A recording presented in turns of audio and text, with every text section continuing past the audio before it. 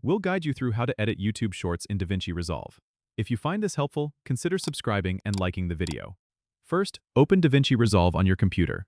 Once you're in, go to the Media tab at the bottom to import your video files. You can do this by dragging and dropping your clips into the Media pool. Then switch to the Edit tab.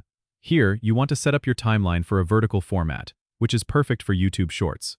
Go to File, then Project Settings, and set the timeline resolution to 1080 by 1920, making sure the aspect ratio is 9:16. This is crucial for Shorts. Once that's set, drag your video clip from the Media pool to the timeline. You might need to adjust the clip size to fit the new aspect ratio. Select the clip, and use the inspector on the top right to scale and reposition the video as needed. Now, if you want to add effects or transitions, go to the Effects library on the left panel. Here you can find a variety of transitions and effects. Simply drag and drop them onto your clips. If you're adding text, go to the Titles section in the Effects library. Choose a title style you like, and drag it onto a new layer in the timeline above your video. Customize the text using the Inspector. Once your editing is done, head over to the Deliver tab.